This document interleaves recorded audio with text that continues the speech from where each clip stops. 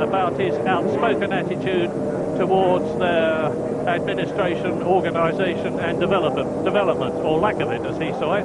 Aguri Suzuki, number 10 in the footwork Mugen. The sun is coming out. I can see the light brightening. Great news. There's a definite increase in the lighting intensity. And this is the warm-up lap. Just look at the heat haze as the 700 plus horsepower engines punch out their exhaust. Yes, and Mansell significantly did a practice start then as he went away from the grid. The rearward facing shot, I'm not sure if that's off Alesi's Ferrari. That's a rather better mounting point they got for the camera, because we had it looking pretty much straight at its rear wing, and it's the Cesaris we were looking at following, but those are the leaders going round at quite a pace. The normal drill on the warm-up lap is for the drivers to try and go fairly fast around the first 3/4 of the lap to get heat into their tyres, get the feel of the track, and then for the pole man to slow them right down at the end of the lap to try and bring everybody up into formation, so that when they're... Now look at the leads on the main straight, the Brabham straight there. You saw when the cars were sitting on the grid, those leaves being taken out of the radiator ducts on Mansell's car. All these cars have a similar system of ducts into the radiators, and once a leaf goes in there, the air pressure against the radiator holds it against flat on the radiator and restricts the airflow through the radiator, and too much of that and we're going to have dramas with overheating. Once the race gets going, with a bit of luck, a lot of those leaves will be blown away, and things should pick up, but it just depends on that. Looking at the Cesaris' cars, they come round, complete the lap. Mansell slowed them down now, doesn't want to sit too long on the grid, but we worry about this leaf problem. Once the race goes, the air movement from all the cars should keep the straight reasonably clean, but it may be that they'll pick up too many leaves in the opening couple of laps. So, Nigel Mansell wants people to sit on the grid for as short a time as possible at the front, so that he doesn't have to overheat and overcook his clutch. They sit there with the water temperature mounting. Remember, the cars depend on their own movement. There are no fans on these racing cars. Air movement through the air to cool the systems. Just remember, the first corner is critical. Mansell and Senna will both be determined to get there first. Remember too that there are at least 5 potential winners in this race. Mansell, Senna, Patrese, Berger and Schumacher, and who knows, with the attrition rate that we're expecting, there might even be a dark horse victory. We'll soon know. 81 laps. Watch for the lights. Red and then the green, up to 7 seconds later.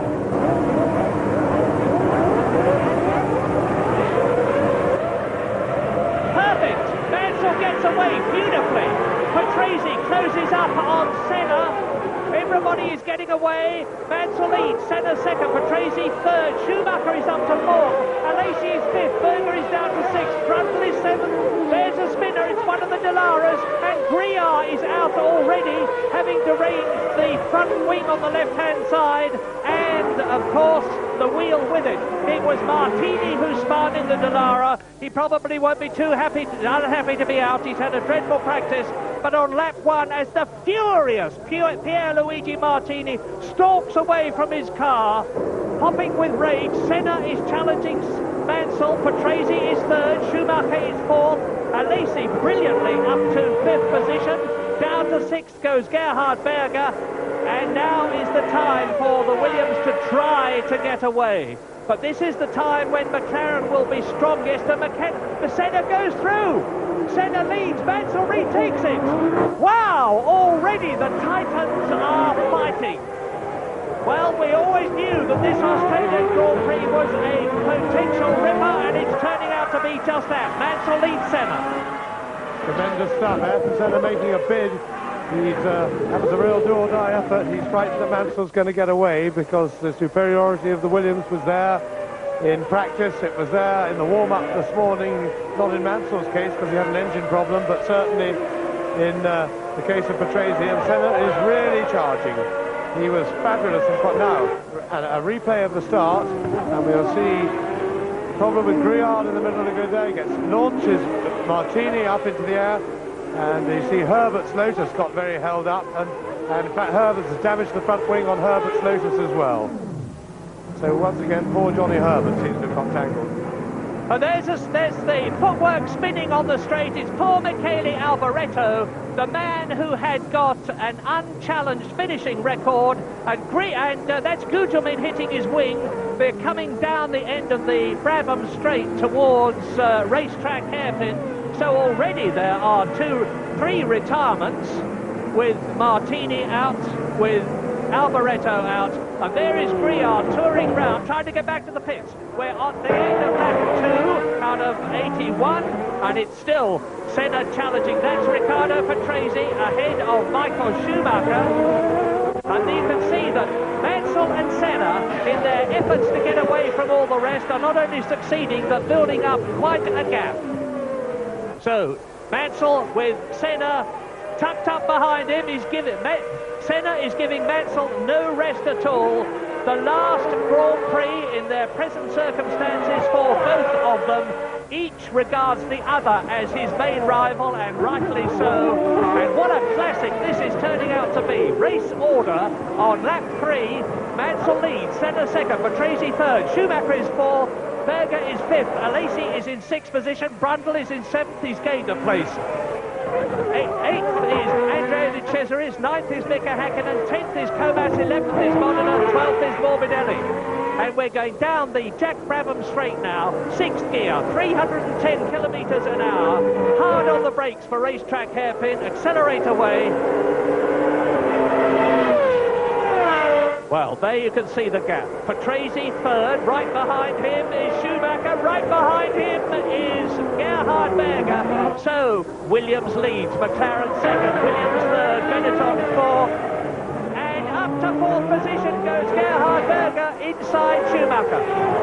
Yes, Berger got the toe on the straight then, outbrake Schumacher into the racetrack hairpin at the end of the Brabham Straight, and now he will set about Patrese. Patrase's been holding both of this pair up. View from Schumacher's car of Berger's back view there through the Foster's hairpin. And the McLaren, certainly the V12 Honda, very good on acceleration there. And Berger will be trying to get close to Patrese as they go out onto the Brabham Straight. But not a few corners yet before they get into that position, but this is the battle. Mansell was able to go quick enough onto Brabham Straight to reduce the threat from Senna of outbraking at the end of the straight, which is the main and obvious overtaking spot on this circuit. Now, this is the important part of the circuit for Berger. Can he get close enough? There are the leaders.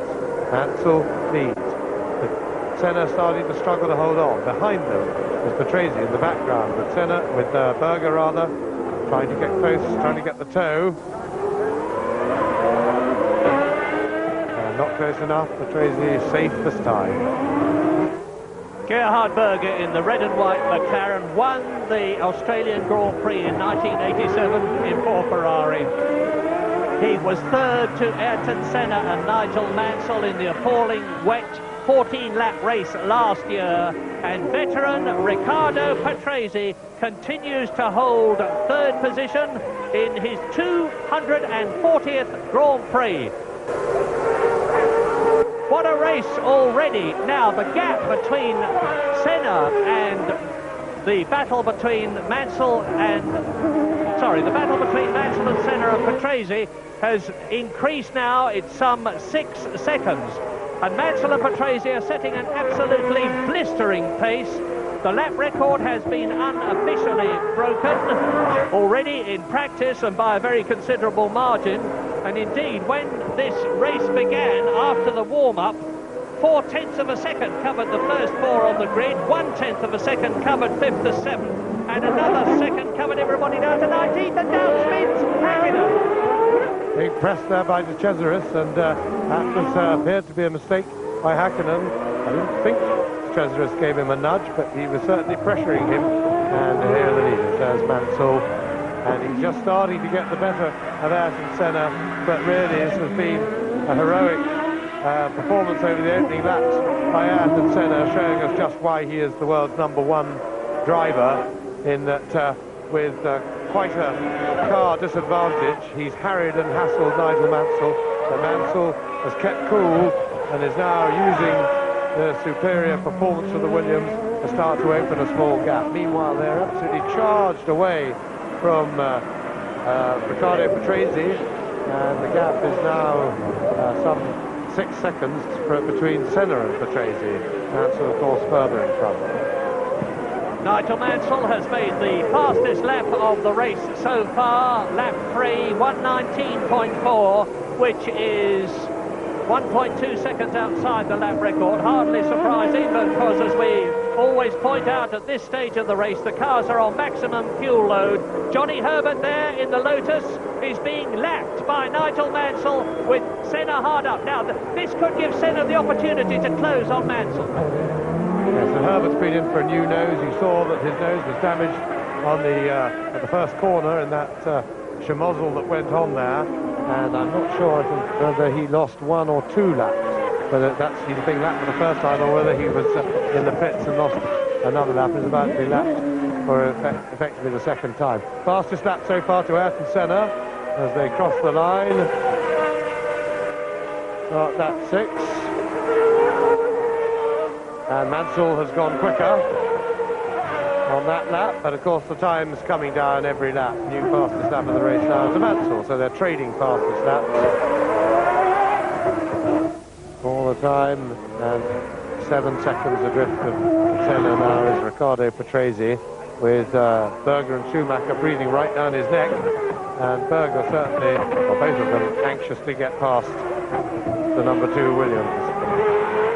Well, Johnny Herbert lost 2 laps when he came in to have the nose replaced on the Lotus, and things have settled down to some extent now. We are on lap 7 out of 81, and Nigel Mansell is leading Ayrton Senna by 1.3 seconds. Senna is some 6 seconds ahead of Riccardo Patrese, and it looks as though the Italian has not succeeded in setting up his Williams as well as Mansell has. But the interesting thing here is that the McLaren Honda is much closer to the Williams Renault in Australia than it has been at most of the circuits this year. Indeed, Ayrton Senna was actually fastest in the final qualifying session yesterday afternoon, with a time closer to Friday's time, which very few people failed to succeeded in improving on. His time was closer than anybody else's. Lap 8, Mansell leads, Senna second, Patrese third, Berger right behind him in the second, the McLaren. So it's as usual, 2 Williams and 2 McLarens up front. Michael Schumacher and Brundle are 5th and 6th in the 2 Benettons. And then Jean Alesi is in 7th position.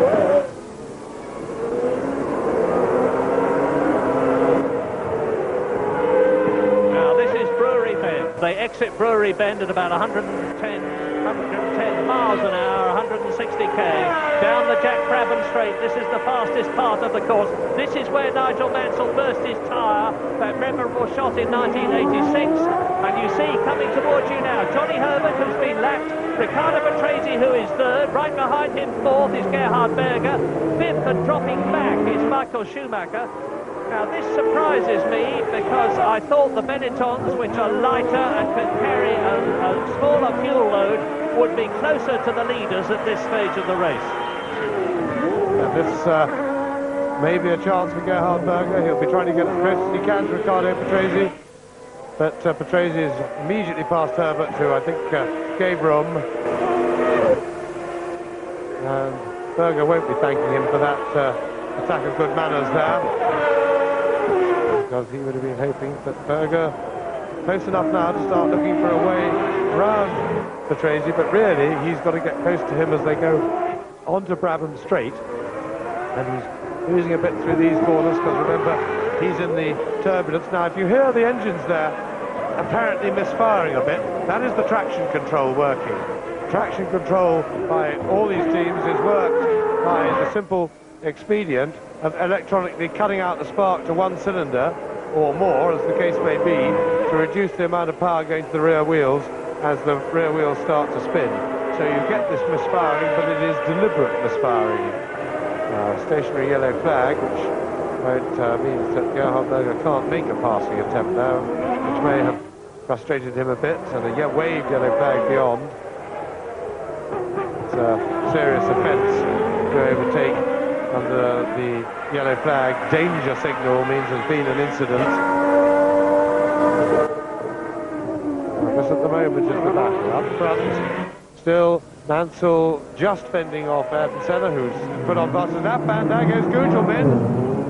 In exactly the same place where Niki Lauda lost the lead years ago in his McLaren, and the Jordan Yamaha slithers along the wall. It looked to me as though Gugelmin was all right, because the tub of the car, the carbon fibre chassis, did not seem to have been harmed. It knocked on the left front wheel, suspension and part of the side pod.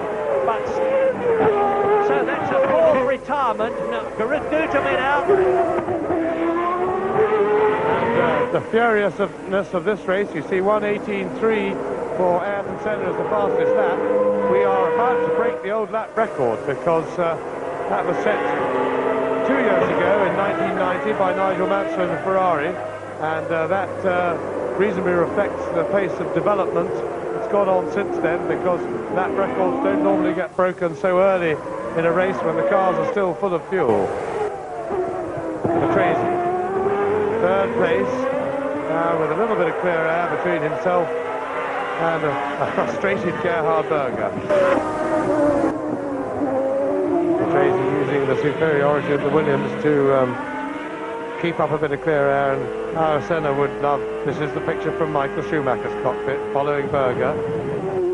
Berger would love to have got himself just in front of Patrese to fend him off.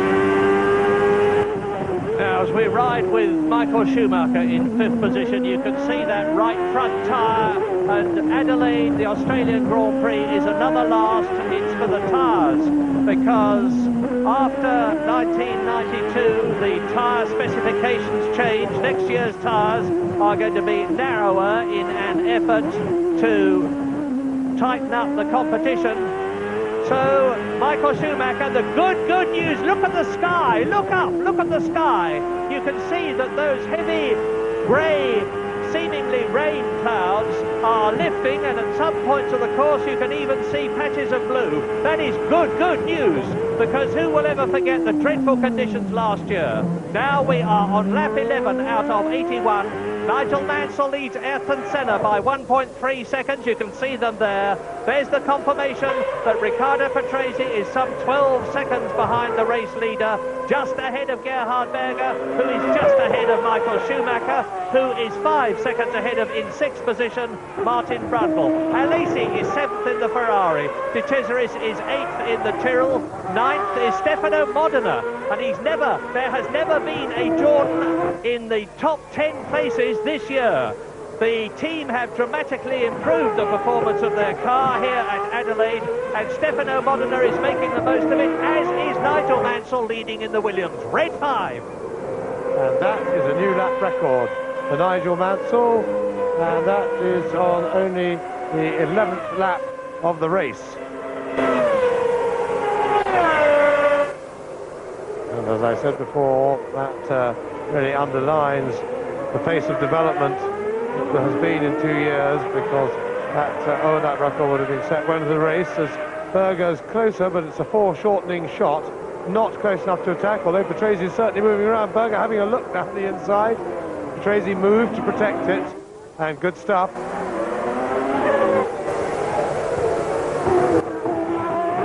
Berger always aggressive, and Patrese made a good move there to deter Gerhard Berger. There was nothing dangerous in what he did, just moved over in front of him.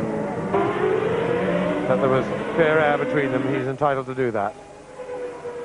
But Berger's heart must have skipped a beat, because I remember in 1980, I can't remember the year, but Berger was in the Ferrari, and at that corner he was driven into by the dreaded René Arnoux and removed from the race when he was leading it. So Berger has avoided that problem this year, and he still chases. So we look down on, let's follow them round the course and identify for you exactly where they are. With the Williams on the left and the McLaren on the right, they go into the right-hander. They're on their way down the long Jack Brabham straight now. This is the fastest part of the course. And this is the Jack Brabham straight, which leads into the right-hander at Racetrack Corner. Now, Berger has another go, but Riccardo Patrese is wise to it, and he moves across, holds his line, holds his racing line, nothing illegal about that. Berger is pushing all the time. Mansell has gone through, and he is now on his 14th lap out of 81, leading Ayrton Senna by 1.4 seconds. The Brazilian is holding on magnificently. It's a similar battle for third and fourth with the Williams and the McLaren. That's the Williams, behind it the McLaren. Behind the McLaren, the green and yellow Benetton Ford of German Michael Schumacher, still in his first full season of Grand Prix racing. He's won one Grand Prix this year, marvellous achievement, and he is in fourth position in the World Championship. And he's the only one of the top five who's going to be driving the same constructor's car next year. Mansell leads, leaving Williams at the end of this race. Senna second. Is he leaving McLaren? We think so. In third position, Patrese going to Benetton. In fourth position, Berger going to Ferrari. We're riding with the fifth position man now. And this is the Jack Brabham straight. Listen to the engine. Berger's having another go. Well, if he keeps pushing, he may get through, but Riccardo Patrese knows what the score is. He can see the red and white McLaren in his mirrors. Yes, that's absolutely right, Murray. He's shown his hand to Riccardo Patrese, and he's going to have to think of a way, really, of selling him a dummy there, because at the moment, if he keeps trying that one, his most likely result is they're going to make contact, and he's going to attack Patrese amidships, because if he overcommits himself, he may not be able to stop if he locks his brakes as Patrese turns into the corner. So, unless he's trying to hatch a plot just that way and try and sell him a dummy.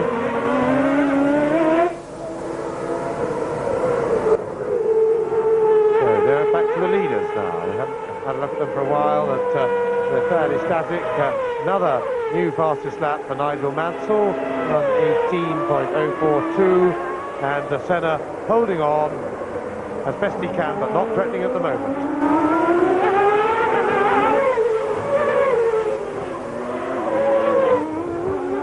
No, but Mansell knows he can't relax for a moment. And Mansell is now closing up on, it looked like a march to me, and again Berger tries. And that was a very determined effort, because they are now lapping. Indeed, they have lapped. Tokio Katayama, the Japanese driver in the Larousse car with the Lamborghini engine. Push, push, push is Gerhard Berger's motto. And if I push hard enough and long enough, I may force Riccardo Patrese into making a mistake. Through the S's, starting another lap, and Schumacher is not dropping back. Martin Brundle is now 6 seconds in sixth position behind his teammate. Yes, Schumacher watching and waiting, and Martin Brundle not dropping back much, and there's there a new lap record this time for Ayrton Senna. So the leading pair trading fastest laps and really going for it. We've got a tremendous race up front between Mansell just going past Lammers, I think it was, with Ayrton Senna slipping through as well, and a really furious pace in this Australian Grand Prix. Now this circuit is quite heavy on fuel, and Nigel Mansell did quite a few laps before the race started, and they wouldn't have topped him up on the grid, and I don't think they topped him up in the pit lane. And, well, they know what they're doing, and I wouldn't have thought they'd put it under threat, but it may be that if Mansell and Senna continue to battle that furiously up front, there could just be fuel consumption problems towards the end of this race, to say nothing of the wear and tear on other components of the car, such as transmission, which takes a bashing here, and even the tyres. We can expect the McLaren performance in comparative terms to drop off later in the race because it handles better on full tanks than it does on empty tanks. The Williams is beautifully balanced with its smaller Renault V10 engine and its lighter fuel load. So Senna will be pushing Mansell as hard as he can in the opening stages of the race. We're still only on lap 17 out of 81, you see. There is a long, long way to go, and it's a race which is tremendously tiring for the drivers, enormously demanding on the cars, and Mansell is maintaining his metronomic precision around the circuit. He goes through to complete lap 17 into lap 18 into the S's. Now from the S's they go into the right-hander up at Wakefield turn. That's a second gear corner, and this is it. Now the tiny little short straight up Flinders Street and into East Terrace Bend. Out of it they're doing 165k. Second gear right-hander up to East Terrace and Marquette's turn. You'll see the Marquettes on the left as they take it. Then from there into the right-hander, the very demanding right-hander. That's it, Stag turn. Lots of people have gone off. Mansell is increasing his lead. Now they're going down Rundle Road into the 160k right-hander, Brewery Bend. Up through the gears, from third to fourth, from fourth to fifth, from fifth to sixth. 310k's. Hang on, full power. 750 horsepower plus, down through the gears, hard on the brakes. The discs blow, second gear, racetrack hairpin, up into third, swing left, paddock turn. And Mansell has got another tail ender in front of him. I saw a flash of a scarlet car. It might be a Dallara, it might be a Ferrari. Now this is the completion of the lap, and it is Nicola Larini in the actively suspended Ferrari that Mansell is about to lap with other cars. Now this is Senna's golden opportunity. He, like Mansell, can see the cars ahead that the world champion is closing up onto lap, and Senna will try to close on Mansell in the hope of being able to exploit an opportunity. Yes, he will have seen, as Mansell will have seen, the back markers moving up and put on a maximum speed spurt to try and get away from Senna. Senna will be trying to get close. As we look at the battle now for third place, with Patrese a little bit more breathing space from Berger than he's had when we were last looking at the battle. See Berger's car understeering a bit there as he went in, and of course that's the enemy of speed. It's the comfier way to drive a car, but it's not the quick way. They've got understeer. Berger by no means close enough, and there are the leaders, and Senna really trying with the back markers, and that's just what he was looking for. He got close enough, and we missed it, but Senna must have had a real go then, and there's still a car in front of them. Now both go out. Senna, Mansell was destined not to finish the Australian Grand Prix, and that's exactly the same situation for Ayrton Senna that he was in the previous year with his left wheel, and Mansell is furious. You have destroyed my opportunity of winning the 10th Grand Prix of the year. And Ayrton Senna, with Nigel Mansell's body language saying a mixture of resignation and fury, and that is, well, Senna stalks away. Mansell, oh, hello, are we going to have a bit of a discussion here? Because Mansell looks as though he's trying to catch him up. That is Streng Verboten, actually, to cross the course, but I don't suppose Mansell cares too much now. Is he out of Formula One? Have we seen the last of the world champion Nigel Mansell, and for that matter, 3 times world champion Ayrton Senna? And what a pity for the race to finish like that, particularly for Nigel Mansell, who one would have to say was the innocent party in that. Hopefully we'll see a replay of that. It happened so quickly, I found it difficult to see. Well, here we go. Now Senna was trying to take advantage of the back marker situation. He tries to get inside Mansell. He loses the back of his car, and Nigel Mansell, absolutely the innocent party in that.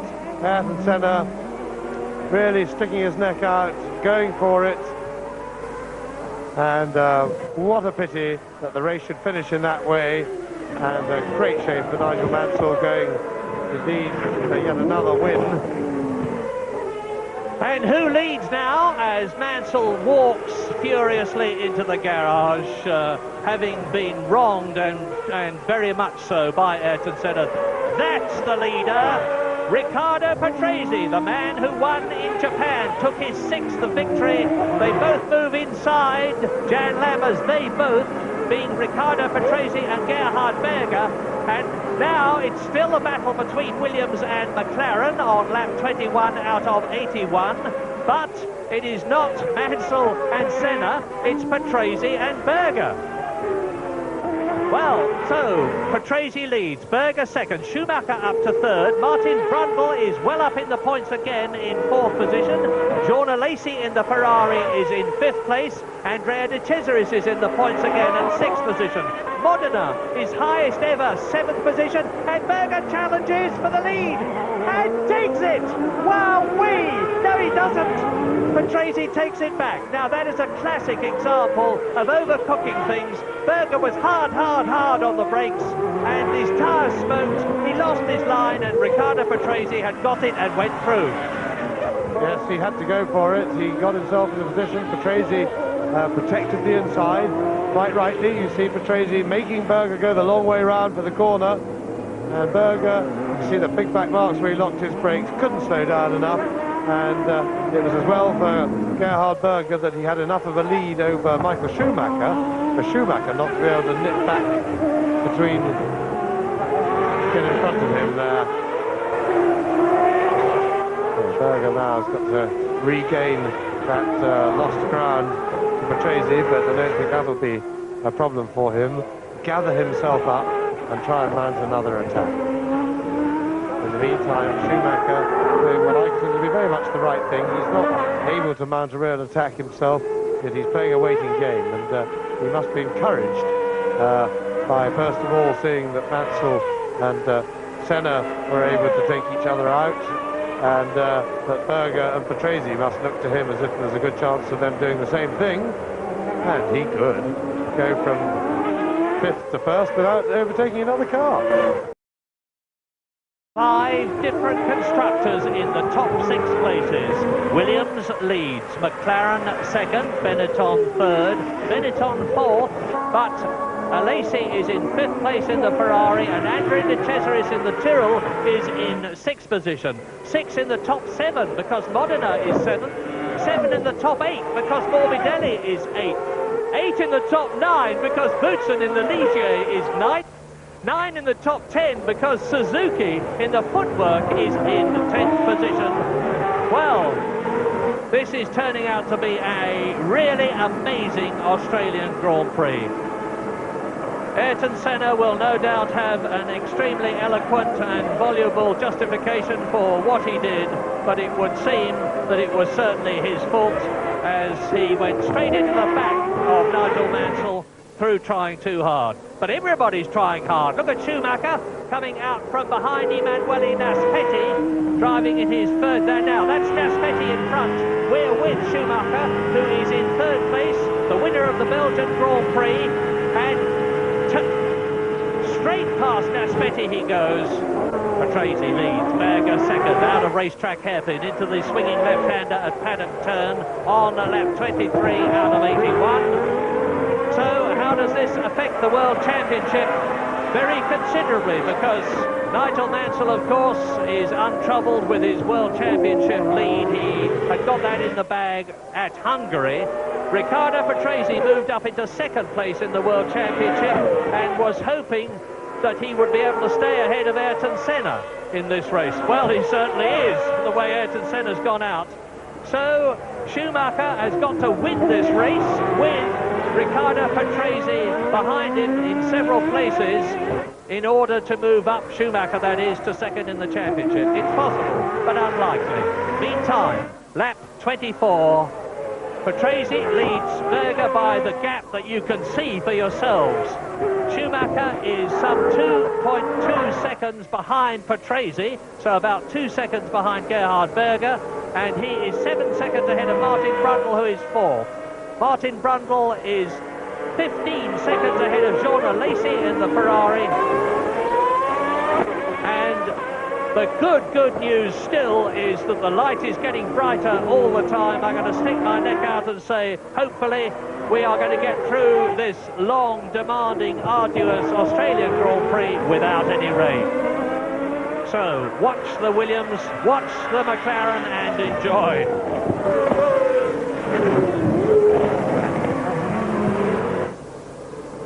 There's the first three, all in the same shot on the 25th lap.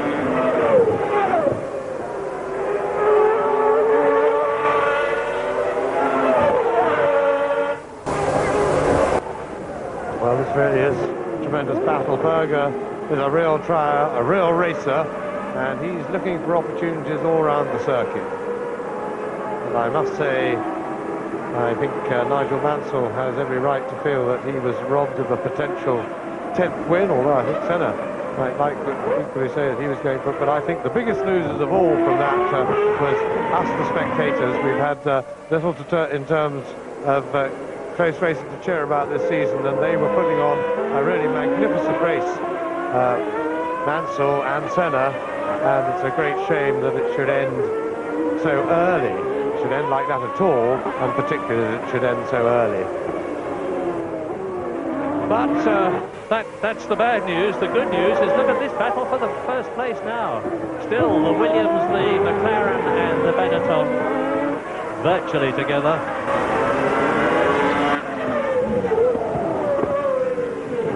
Now the next question is, are there likely to be any tyre stops at Adelaide? The official answer is no. The softest grade of the Sol tyre supplier is being used, the D compound, and that means to say that the company is quite satisfied that they will go the whole race. But I don't think they were expecting the race to be quite as fierce as this, and it's not impossible that we will have a tyre stop. I think it unlikely. But behind the three that you can see, Martin Brundle is still holding his 4th position, and he's actually starting to close a little on the cars in front. He's some 10 seconds behind Schumacher in 3rd position. Schumacher, that is, with Jean Alesi still fighting the Ferrari round every inch of the way as we ride with 3rd place man Michael Schumacher down the Brabham Straight. De Cesaris, who finished well up in the Japanese Grand Prix to score points for his Tyrrell team in 4th position, and Ken Tyrrell is very anxious to re-sign the Italian for 1993 when the Tyrrell team is using the Hart engine. De Cesaris in 6th position in the points. But a real eye-opener is the progress of Stefano Modena, 7th, Thierry Boutsen, 8th, Gianni Morbidelli, 9th, Aguri Suzuki, 10th, Christian Fittipaldi is in 11th place. Mika Hakkinen, who you remember had that coming together earlier in the race, is running, he's 12th. Leto is 13th, Gasho is 14th. The leaders have lapped everybody up to Nicola Larini in the actively suspended Ferrari, who is 50th, and we are on lap 27. So that was the right-hander at Flinders. Now round East Terrace into the Markets turn. There's the Markets right in front of you. This is Stag Turn, Rundle Road. That's Brewery Bend coming up. That's the brewery on the skyline. The curbing on the left is there only for the race. These are normal Adelaide roads that are being used, and the Jack Brabham Straight that they're going down now has been completely resurfaced at very considerable cost after the debacle last year when the rain settled on that straight piece of track and took car after car out as they aquaplaned. No chance of that this year with a bit of luck as Riccardo Patrese comes through to complete his 27th lap with his mirrors still filled with Berger. And again, this is a replay of the situation that Mansell and Senna faced, because Riccardo Patrese, leading the race with 54 laps to go, is closing up on Nicola Larini's Ferrari. There it is. 30 kilograms more than the normal Ferrari that one weighs, and Harvey Postlethwaite has decided with John Barnard, the technical director, the new technical director of Ferrari, that they would race the actively suspended car in order to get experience with it in a couple of races in Japan and in Australia. So watch Patrese lap Larini, followed by second place Gerhard Berger. That's him.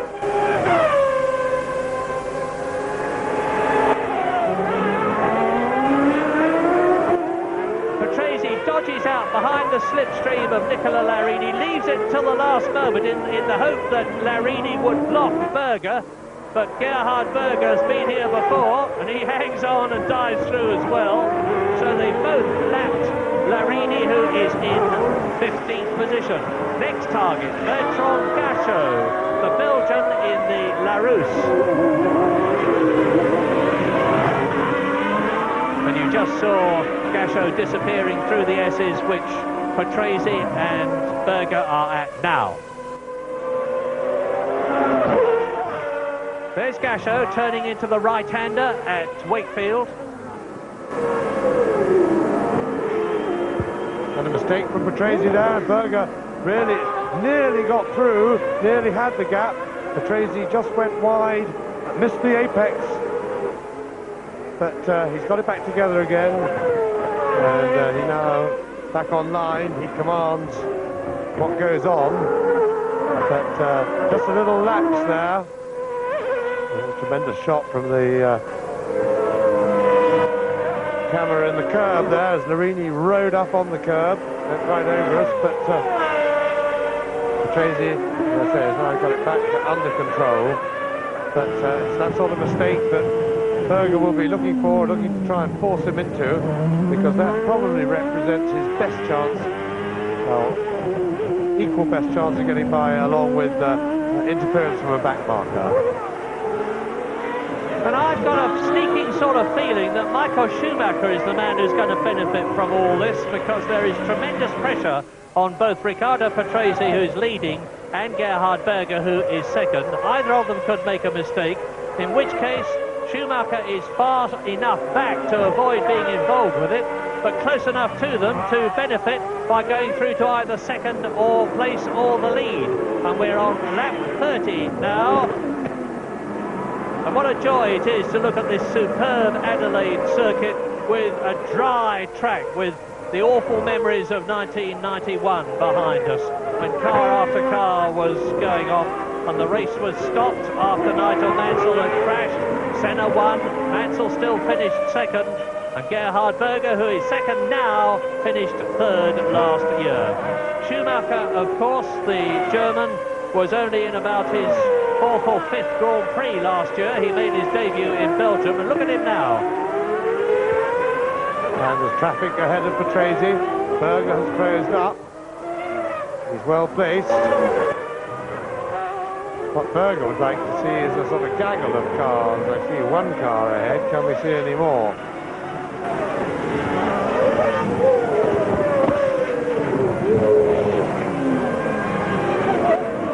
And there is indeed a gaggle of cars ahead of the leading pair. And this is a moment where Berger knows that he's got to keep close and look for the slightest slip, the slightest misunderstanding with the back marker, and it could be his chance. Yeah, well, you watch them, because it's Gachot still that they're closing up on, and after they pass Gachot, there's JJ Leto. After JJ Leto, there's Christian Fittipaldi. We can expect this intensity to go on for some time, and behind them there's a superb scrap for 7th, 8th and 9th between Modena, Boutsen and Morbidelli. So Patrese into Brewery Bend and out of it.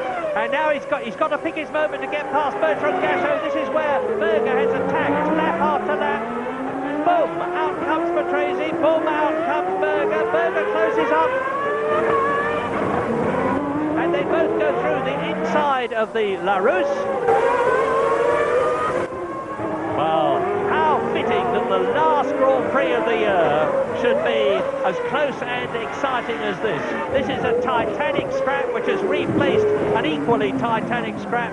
Sadly ended when Ayrton Senna took off Nigel Mansell and destroyed the Englishman's chance of winning his 10th. Now there's that battle. There's De Cesaris stopping. And Modena goes through. Boutsen goes through. That's De Cesaris on fire in the Tyrrell. My goodness. And Andrea De Cesaris was in the points, so he's out of them now. Very much so. And that is another retirement. That is retirement 7 to join Olivier Griard, Michele Alboreto, Pierluigi Martini, Maurizio Gugelmin, Nigel Mansell, Ayrton Senna, and now Andrea De Cesaris as Riccardo Patrese closes up on JJ Lehto's Dallara Ferrari, which is in 12th position on lap 32. Look at this! Patrese leads, Berger second, Schumacher third, Modena is in the points. This is the first time this season that a Jordan Yamaha has been in the points. Let us hope for Eddie's sake and all the rest of his marvellous team, including Gary Anderson, that Stefano Modena will be able to finish what has been a dreadful season for the Silverstone-based team by getting a point. Maybe more, the way things are going. Gerhard Berger's dropped back a little bit, lost a bit of ground for Patrese, and he certainly needs to be right with him at this stage. There's traffic about, there's all cars, yes, 2 cars ahead, and JJ Lehto is the first of those. That was him just disappearing out of shot then. And it looks like possibly Herbert Lotus ahead, no. Christian Fittipaldi. So, and Hakkinen ahead of him.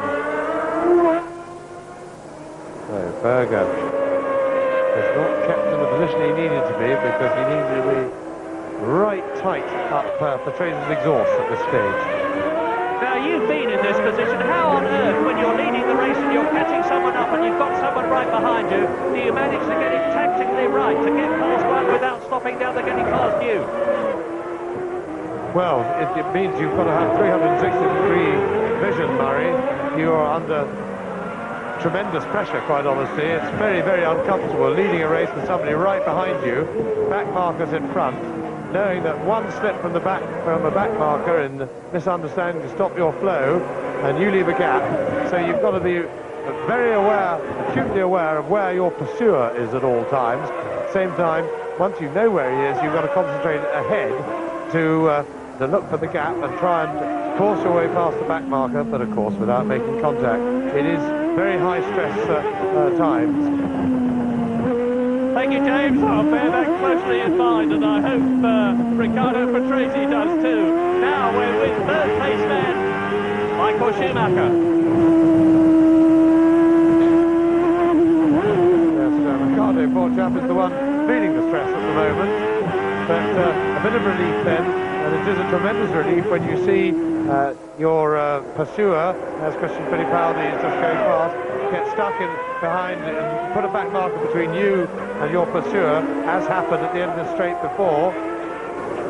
Berger gets through, he bullies his way past Christian Fittipaldi, who has plenty of time to see him, so it wasn't a risky manoeuvre by Berger, but it was an important one for him to be able to maintain his chase of Riccardo Patrese, because still there's traffic ahead.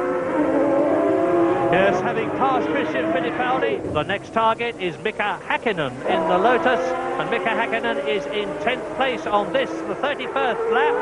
So we're getting up towards half distance. My goodness, doesn't time fly when you're enjoying yourself? Riccardo Patrese, I hope, is, as you can see the gap now between him and Gerhard Berger, the Italian who is on target at the present moment for his 7th career victory. What a wonderful way for this tremendously popular man who's been racing for so long to finish his career with Williams Renault. We think, and I say we think because although he signed a contract for Benetton, it is rumoured that the Williams team have been trying to get him back. There are so many rumours flying around here in Adelaide that we really haven't known what to believe. If half of them come true, it's going to be a sensational 1993. Schumacher laps Christian Fittipaldi, who is in 11th place. There is Leto, there is Gasho, that is Nicola Larini, who is 14th, and Martin Brundle in the Benetton there is in 4th position, coming up to deal with the lapping problem himself. Now, Martin Brundle, just as Schumacher is driving a superb race in a superb season. The Benetton team is the only one that has scored points in every Grand Prix this year, and at the present moment, Berger's been into the pits, and Schumacher moves up to second. I suspect Berger thinks he was losing grip then, because if you notice, without the benefit of traffic, he seemed to be losing ground each time to Riccardo Patrese, so I would suspect that that was a routine tyre change for Gerhard Berger. And he should certainly been able to get out ahead. Yes, he's in 3rd place. He got away ahead of Martin Brundle. And so Gerhard Berger now with the big chase, but with the benefit of fresh rubber. Here's... Well, that really was sensational. Gerhard Berger sprints into the pits to take on a new set of tyres, because the heavier weight of the McLaren and the fact that Gerhard Berger is notoriously hard on tyres. If ever the tyre technicians are worried about anybody in a race, it's Berger. Now, you see, Riccardo Patrese crossing the line, and he leads Michael Schumacher by just under 5 seconds, but the German is lapping faster, 1 minute 19.2, and Patrese's previous lap was 1 minute 20.9. So, my goodness, we are pleased with the exciting prospect of seeing a 3rd leader in the Australian Grand Prix. And look, you can see shadows on the circuit. Isn't that great? And at the same time, Gerhard Berger on his first flying lap has gone quicker than either of the leaders.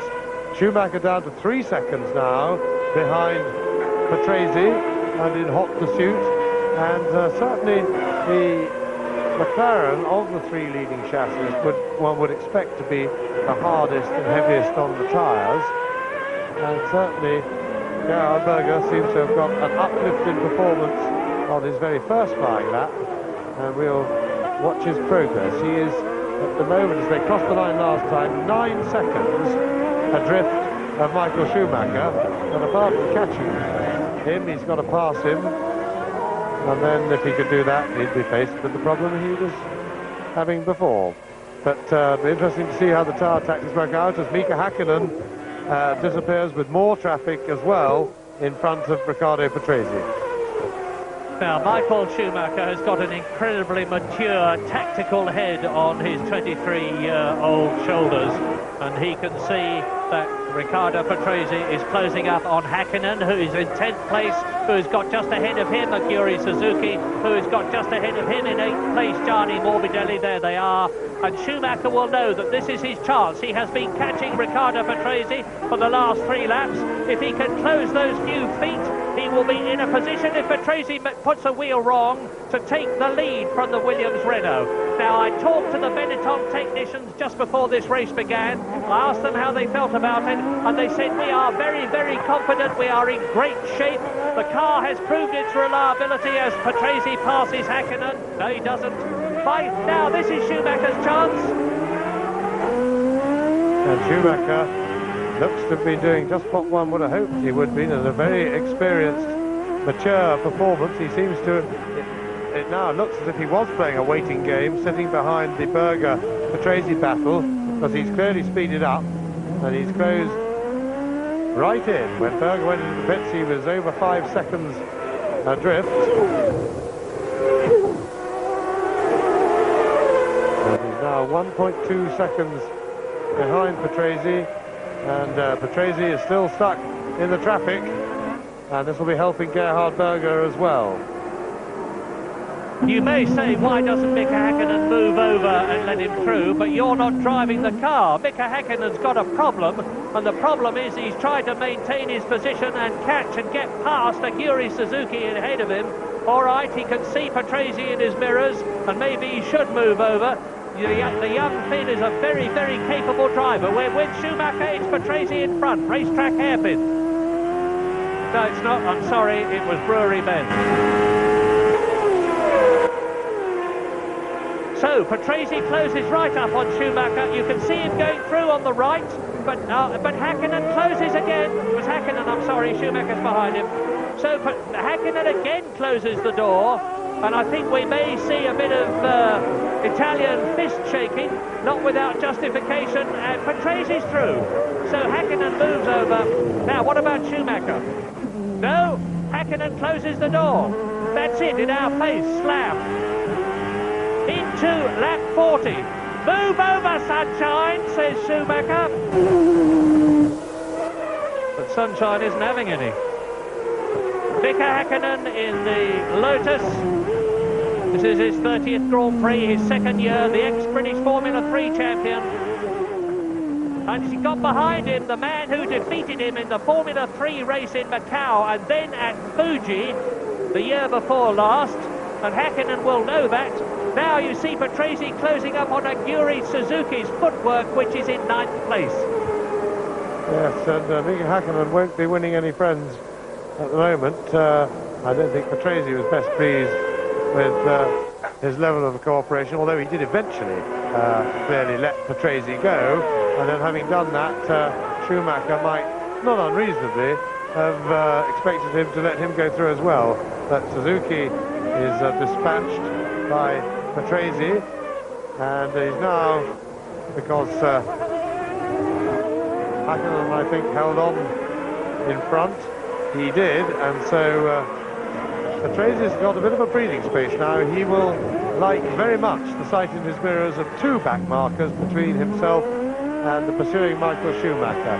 In the meantime, Gerhard Berger has taken advantage of the traffic situation to move in closer to the group, and he is now only 3 seconds behind Schumacher, and also lapping considerably quicker than the pair are now, or more particularly did when they were on having clear laps without traffic. So the new tyres are certainly helping Berger at the moment. Don't go away, watch the race. You're riding with Schumacher. I'll tell you what's happening. Riccardo Patrese is now leading by 2 seconds, and it's very interesting. You're seeing the Lotus Ford with a Series 5 engine and the Benetton, which has got an updated version of the same engine, and Häkkinen is succeeding in staying ahead of Schumacher. It's debatable whether he should move over, but now you can see Schumacher diving about in his slipstream, and you can see Gerhard Berger closing on both of them as Schumacher laps Häkkinen. And Gerhard Berger, remember, number 2 there in 3rd position, is on new tyres. Race order, lap 41 out of 81. We're past half distance. Patrese leads, Schumacher 2nd, Berger 3rd, Brundle 4th. Alesi is 5th in the Ferrari. Thierry Boutsen in the points for Ligier for the first time this season. Thierry Boutsen, that is. And for that matter, Eric Comas hasn't scored any points this year, so it looks like being a happy race for Ligier. And in 7th position it's Stefano Modena, 8th is Morbidelli, 9th is Suzuki, 10th is Häkkinen, and it's Mika Häkkinen who is now behind Riccardo Patrese, and that is in the pits Martin Brundle, and he was in 4th position. Now the gap between Brundle and Alesi, who's 5th, was 30 seconds, so Martin has had time to take on new tyres. He's only the 2nd driver to have done so. Gerhard Berger was the 1st. We weren't necessarily expecting any tyre changes, and Riccardo Patrese has exploited that opportunity which was given to him by Häkkinen holding up Schumacher, who is now being held up by Aguri Suzuki, who has got Morbidelli in front of him. Patrese is using that opportunity to pull away, and Berger's using the opportunity to close right up on front.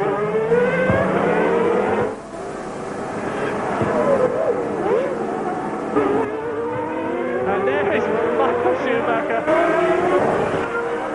in the 2nd position.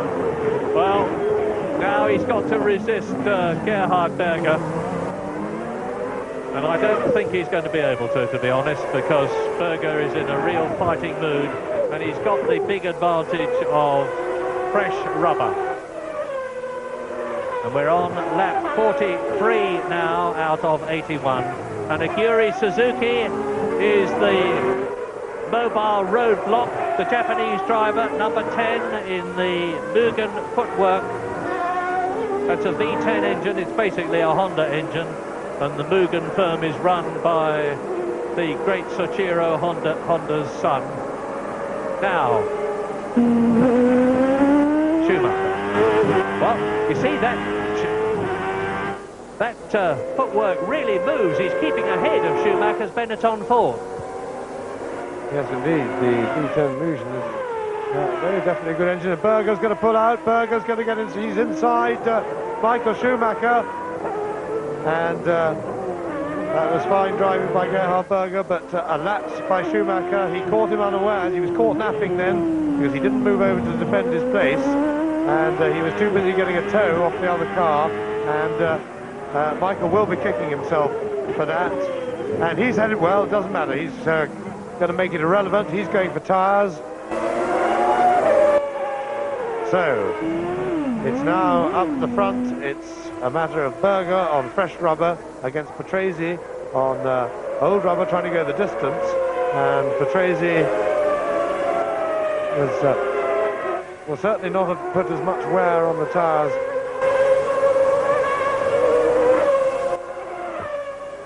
Michael Schumacher down to third position because he was far enough ahead of Martin Brundle to hold his place. And the race order now on lap 44 is Riccardo Patrese leading. Here he is. Well, is this going to be his 7th career Grand Prix victory? Let's see how Gerhard Berger is lapping in terms of time in comparison with Riccardo Patrese. It's difficult to tell at the moment because Berger has been held up, but now he's got a clear track in front of him. And incidentally, you can see how low the ride height of the McLaren Honda is because the titanium rubbing strips underneath the front wing and the rear of the car are striking sparks off the tarmac.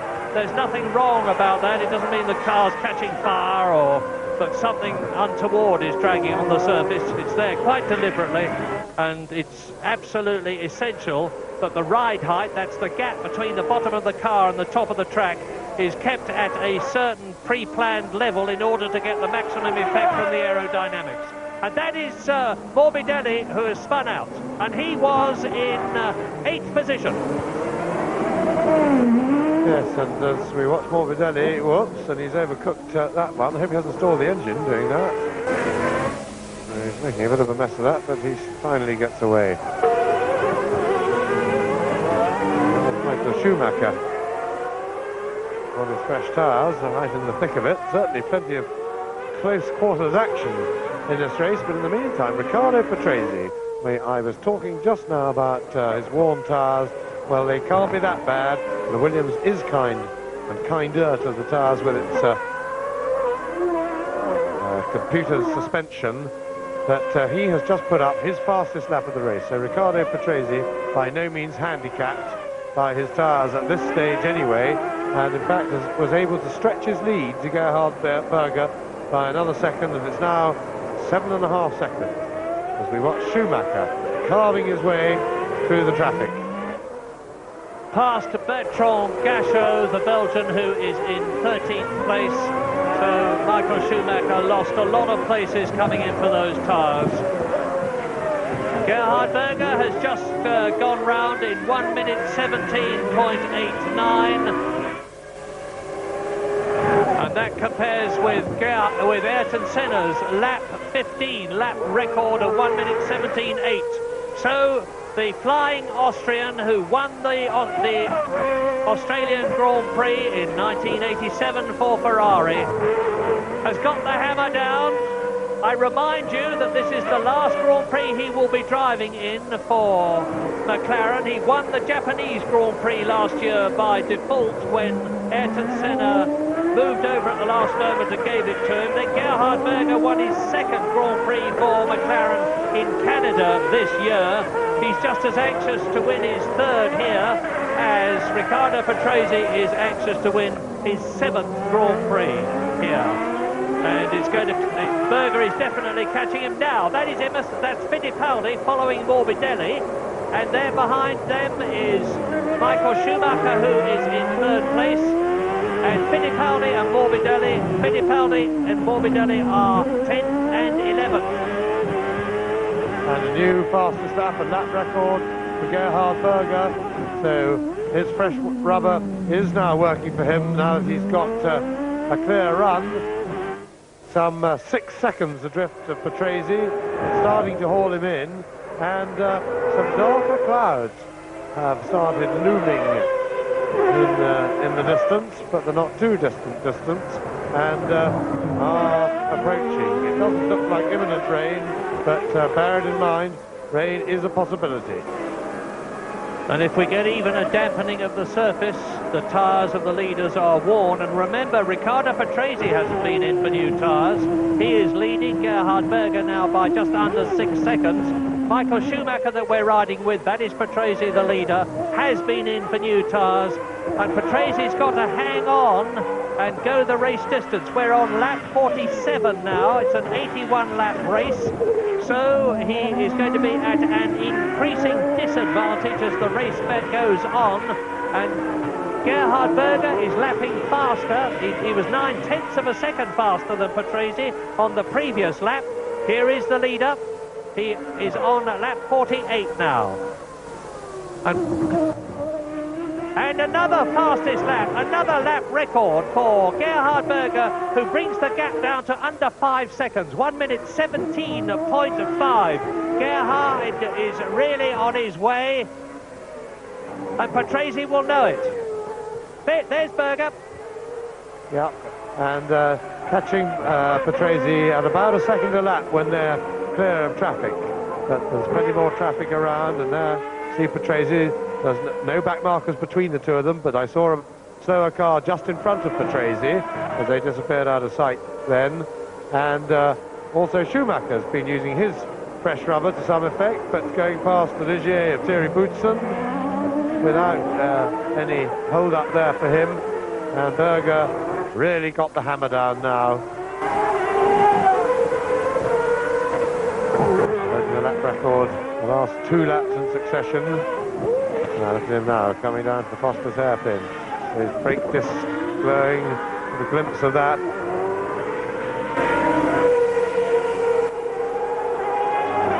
Berger over the line, and not a lap record this time, but still closing in on Riccardo Patrese. Patrese is certainly responding to the threat. He's just put up his own fastest lap on that lap of the race, but still Berger closes the gap 4.5 seconds exactly now. On lap 49. What a fascinating situation. Michael Schumacher is well out of the picture, but that picture could change very rapidly. He is 14 seconds behind Berger, who is 4.5 seconds behind Patrese, but gaining. And the 33-year-old Austrian, who comes from Virgil, although he actually lives in Monaco, can see the possibility of another Grand Prix victory. I remind you that what was an equally absorbing battle for the lead between Nigel Mansell and Ayrton Senna ended very violently on lap 19 when the two came together, and I think mature judges would say that it was Senna's fault, certainly not Nigel's. And Riccardo Patrese is going through now to start his 48th lap. The gap before was 4.5 seconds. That's Thierry Boutsen in front of Berger, and the gap has come down to 3.9 seconds. So Berger is benefiting from that new set of tyres, which he came in to take on in lap 36, and he laps. This is the pace of the race. The blue Ligier there of Thierry Boutsen is in 6th position, and he has been lapped on lap 50 by both the leaders. And Berger needs to get up to Patrese as quickly as he can in order to mount his attack for the lead on Patrese when this second set of tyres are still as fresh as possible. He doesn't want to have to use too much of it in the pursuit, or waste too much in the pursuit of Patrese. He needs all the grip he can possibly muster when he gets up behind him to try and find a way past. So there is the gap. It's visual now, and no traffic between them.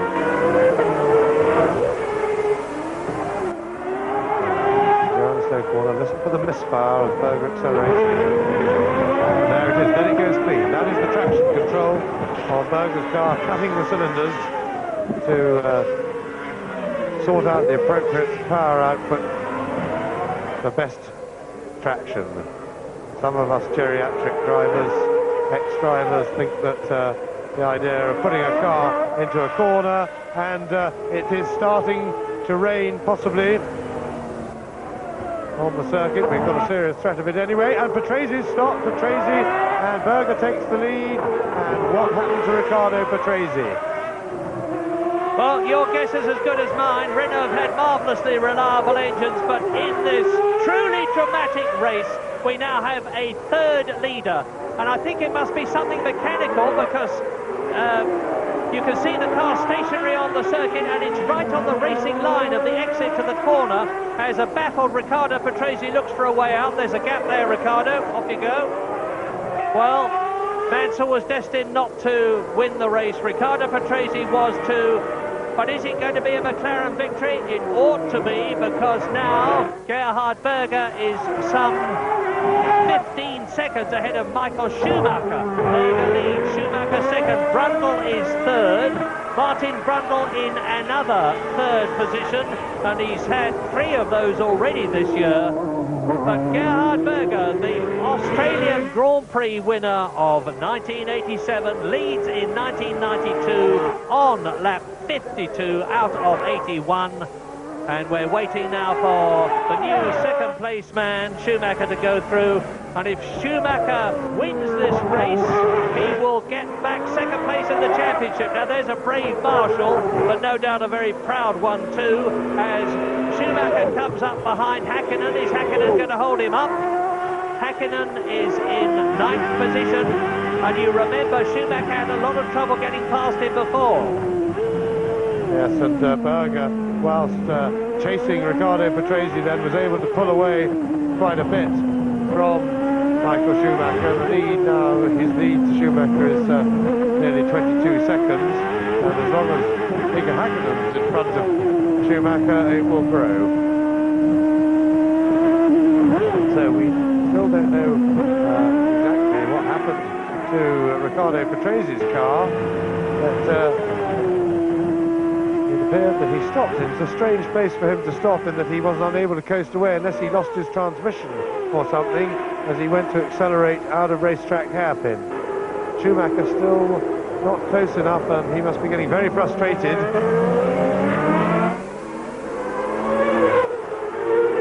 I've just been having a look at their lap times, and to be fair to Mika Häkkinen, he has been lapping in exactly the same time, to within a tenth of a second as Michael Schumacher. And whoa, there he goes. Michael Schumacher turns in. Mika Häkkinen runs just a tiny bit wide to allow the Benetton through. But now Schumacher's gap between himself and Gerhard Berger has increased to nearly 22 seconds. And of course Berger is going quicker with the momentum. Yeah, I think, to be fair, Murray, that the reason he was doing the same time as Häkkinen was because he was stuck behind him, because he was earlier doing 18s and even 17s behind Berger in the chase. But we'll see as they go away. I noticed a baffled Marshall wrestling with Riccardo Patrese's Williams, because they naturally want to get it. It's on Flinders Street and the exit from Wakefield Turn, and I think the Marshall is baffled because hello. Yeah, that's rain. That was rain on the lens of the onboard camera, and we got rain out on the far side of the circuit. So you can look up at the sky. You see it on Brundle's camera lens. You can see the rain clouds above. Well, I thought we'd had it all in Australia this year, and now we have, because this could well transform the situation. If the circuit just stays mildly damp, they can stay out on their slick treaded tyres and get away with it, with the skill and the reflexes that these drivers have. But if it comes down any harder and starts to make the surface really wet, they are going to have to come in and take on rain tyres. Berger and Schumacher on lap 54 have, of course, both stopped already for tyres, and the race order on lap 54 is Berger leading Schumacher, that you're looking at coming up to catch later. There is Berger. Martin Brundle is in third position, 13 seconds behind Schumacher. In fourth position, it's a Lacey, and that's good news for him and Ferrari, a reward for effort. Thierry Boutsen is not only in the points, but he's now fifth. Up to the points for the first time has come Stefano Modena in the Jordan Yamaha. Good news. Yes, and if there is rain, certainly, and as we surmised, it was a transmission problem with Patrase's car, in that he must have turned into the hairpin, put his foot down and got no gears, or unable to get a gear, which is why he was unable to coast to a safe place. And if the rain was falling a little bit then, it hasn't done enough to slow the cars down. Berger continues at unabated speed. Schumacher also much quicker now that he's dispatched Mika Hakkinen. But no threat at all to Gerhard Berger. Berger still pulling away, a little bit lapping a second, half a second, between a second and half a second faster. And the gap now 25.6 seconds. Berger for Schumacher, with Brundle a further 15 seconds back behind his teammate. And his teammate Martin Brundle. Now, you saw they have managed somehow to wrestle Patrase's Williams to the side of the wall. I think they're not going to be able to do anything more, because I suspect it's jammed in gear, and since it's the semi-automatic gearbox, which is changed by hydraulic pressure, the marshal won't be able to just reach into the car and nudge the gear lever and put it into neutral to drag it back. It's there for the duration. The duration is a bit longer. We're on lap 56, 81 lap race. Berger is leading, and now you see Schumacher bearing down on the battle, the inter-team battle between Morbidelli in the Minardi and his teammate Fittipaldi. They're 9th and 10th, and the race order on lap 56 is Berger leading, Schumacher second, Brundle is third, Alesi is fourth, Boutsen is fifth, Modena is sixth, Suzuki is seventh, Hakkinen is eighth, Morbidelli is ninth, Fittipaldi is 10th, Leto is 11th, Nicola Larini is in 12th place, and the leaders have lapped everybody up to Alesi, who is 5th, and Jan Lammers, who is 13th, is 2 laps behind. So, Berger with plenty of experience and a lot of Formula One teams behind him, because he started his Formula One career in 1984. With ATS, and since then he's driven for Arrows and for Benetton. And he won, I remember, the Mexican Grand Prix for Benetton, then for Ferrari from 87 to 89, then McLaren until this year, and next year it's going to be for Ferrari. Schumacher, the gap in on lap 57 with 25 laps to go. Berger has broken the lap record again, and Schumacher is quite a way behind him now. Yes, indeed, and so the threat of rain seems to have abated for the moment. And Schumacher now 25 and a half seconds adrift, but he also has put in a pretty quick lap. Only 4/10 or a couple of 3/10 and Berger managed with that new lap record. So Berger still knows he's got to stretch his lead and keep pressing, because Schumacher has not given up the fight yet. That is quite clear. Martin Brundle behind the Minardis.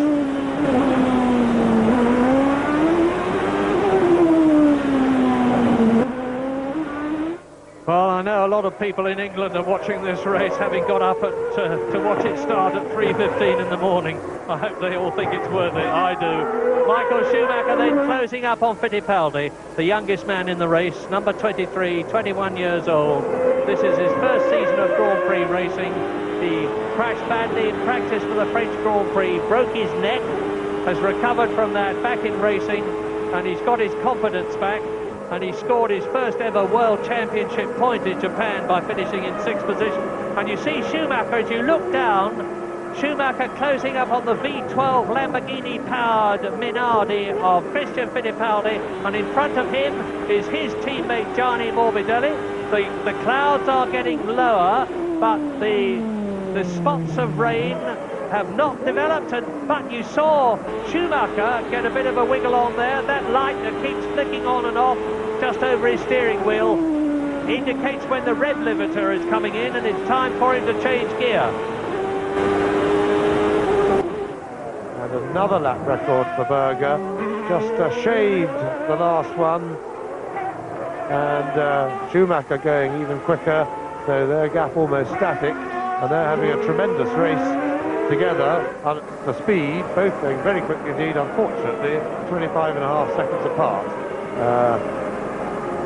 which doesn't make for the most exciting viewing, but certainly hard and exciting work for both of them in the cockpits.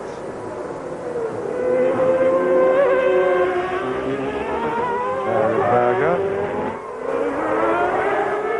Confirmation of the gap, 25.5 seconds.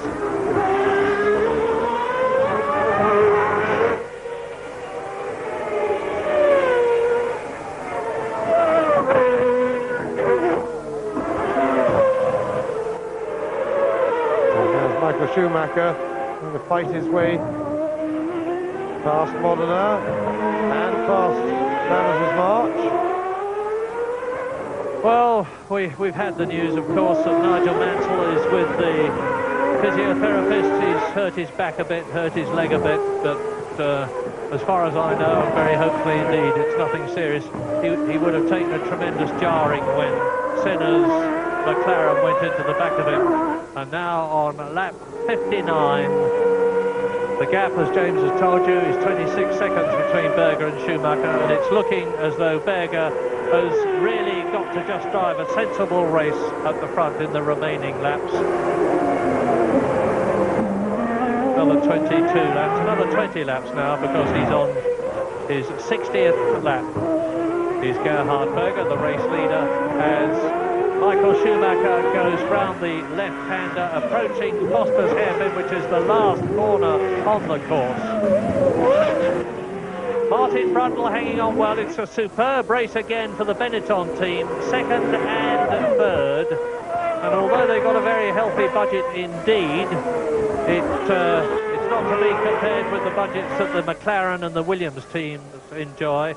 And it looks at the present moment as though Benetton are going to go through the Australian Grand Prix with their proud record of finishing in every 1992 Grand Prix unbroken. And that is Alesi, who is fourth, being caught by Berger, the leader. If they succeed in scoring points in this race, Benetton, it will be the first time since 1963 that any team has scored points in every Grand Prix. And Murray is looking at me in total amazement, because I don't normally know anything in terms of facts. But I have to confess, somebody told me that yesterday. But funny enough, the extraordinary thing about the statistic is that the team that you would least expect to have done it, it was Lotus who did it in 1963, and Lotus were not noted in those days for their reliability. And but one thing you can also say is that this is a more substantive record by Benetton, because I don't know how many Grand Prix there were in 63, but not nearly as many as the 16 we have now. Well, I didn't know that. We learn something new every day. Thank you, James. Lap 61, and it's the potentially victorious Gerhard Berger on his way to his second Australian Grand Prix. First in 1987, race leader now in 1992, having come through and made an early decision about changing tyres. He was the first man in on lap 36, and I said at the time, mildly critically, that Berger was well known to be so very hard on tyres that he'd had to come in very, very early, probably to his disadvantage. Well, it was just the reverse, because then when Mansell and Senna already out of the race, Berger was able to take the lead from Riccardo Patrese when the Italian had the, we assume, gearbox C's on his Williams Renault. It's an unhappy race for Renault, of course, but they really haven't got anything to complain about. They've won 10 Grand Prix already this season, 9 from Nigel Mansell, 1 from Riccardo Patrese, and it's nice to see the honours being shared a bit. But I was going to say much criticised McLaren team. That wouldn't be the right thing to say. McLaren, Senna has been saying all season the car is not good enough, and in comparison with the Williams, of course, he is right. But the McLaren is still a superlatively good car, and so is the Benetton, because now you can see that Michael Schumacher is in a lap record-breaking mode, but that's only 0.02 of a second faster than Gerhard Berger's lap record previously, and he's some 24 seconds behind the Austrian. So whilst it's a stirring performance, sadly it's not good enough to make any difference to the lead. Reverting to the McLaren situation, McLaren have produced all through the years a magnificent motor car. This year the chassis wasn't quite as good as the Williams, and the Honda engine wasn't quite as good as the Renault, but really in percentage terms there was very little in it. But the result was a string of victories for the combined skill of Mansell and the superiority of his car, +1 for Riccardo Patrese in Japan, and we thought another here in Australia, but it was not to be. They are now on lap 63, and you're looking at Martin Brundle in his last race for Benetton. Martin had a dreadful start to the season, because he had about 4 or 5 races on the trot with retirements and failures to score. But then he finished second in Italy, he ran second in Canada, he's had 3 third places, he has had 4 fourth places, 2 fifths, but those 5 DNFs did not finish, have caused him a lot of problems. However, he is 6th in the World Championship and will be taking his talent somewhere else next season. But where, we don't know. We do know where Gerhard Berger is going. On a calculated risk, he decided to leave McLaren quite early in the season, because he told us all at the Belgian Grand Prix that he would be leaving McLaren and trying to get out from under Ayrton Senna and hope to do better with Ferrari. And of course, another comparison with 63, Murray, might be that the Williams dominance and the superiority of the Williams car in terms of lap time was the biggest since Lotus dominated 63. Some might throw in that 1978 Lotus had a pretty big technical advantage and a much faster car than everybody else with their Lotus 79, but I would suggest that on occasions this season Williams have been 3 seconds a lap quicker than the opposition, and Michael Schumacher continues to race on. He's reducing the gap to Gerhard Berger, who is now pacing himself because the end is in sight, and Schumacher is still 20 seconds, over 20 seconds adrift, and he'll need another couple of seconds off the lap record every lap to threaten Berger's situation. But certainly this season has seen the utter and total domination by the Williams Renault. This race, they've been McLaren have been closer than probably at any other race this season. That is to some extent the nature of the circuit. The Williams hasn't been quite so good on the slow ones, but it's more certainly in the case of the number ones, the brilliance of Ayrton Senna that has made the difference here, and he has been able to bully the McLaren round probably beyond its reasonable limit, close the gap to the Williams Renault, and did a superb job, and likewise Gerhard Berger, who's been putting in some tremendous performances this year, and still Michael Schumacher reduces the lap record lap after lap, going very quickly indeed. But the gap, 19 seconds, and it's not quick enough, and Berger is lapping very comfortably and quickly, and certainly has plenty in hand. 19 seconds, and we're on lap 65, so there are 16 laps to go.